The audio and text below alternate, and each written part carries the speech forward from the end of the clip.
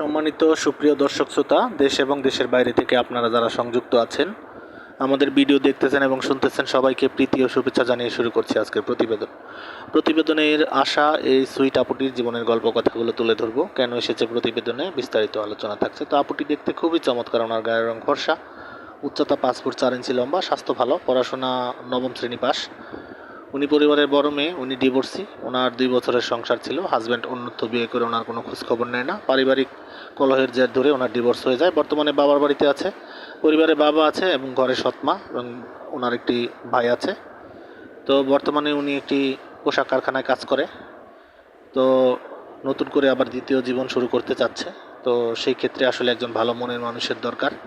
তো উনি নামাজ কালাম পড়তে পারে, উনি মুসলিম এবং কোরআন পড়তে পারে। আর ওনার বাবা একটু ছোটোখাটো পেশায় নিয়োজিত আছে, আর ওনার মা গৃহিণী। তো সৎ মায়ের সাথে আসলে সম্পর্ক অতটা ভালো নয়। তো পারিবারিকভাবে আসলে অতটা শান্তি নেই। সেজন্য চাচ্ছে যে একজন ভালো মনের মানুষ হলে তাকে নিয়ে বাকি জীবনটা সুন্দরভাবে কাটাতে চায়। তো সেই ক্ষেত্রে পাত্রের বয়স বা চেহারা তার কোনো বিষয় নেই, পাত্রকে অবশ্যই কর্মঠ হতে হবে। একজন ভালো মানুষ পেলে জীবনটাকে সুন্দরভাবে সাজাতে চায়। বিস্তারিত আরও ওনার মুখ থেকে জানতে চাইলে স্ক্রিনে দেওয়া নাম্বারে কল দিয়ে ওনার নাম, ঠিকানা, ডিটেলস সব কিছু জেনে নেবেন। আর আপনারা জানেন যে আমরা ইউটিউবের নিয়মকানুন মানতে গিয়ে কারো নাম ঠিকানা বলতে পারি না, সেজন্য আন্তরিকভাবে দুঃখিত। ওনার কাছ থেকে, ওনার মুখ থেকেই আপনারা ওনার সব ডিটেলস জেনে নেবেন। আর আপনারা আমাদের চ্যানেলের সাথে থাকবেন।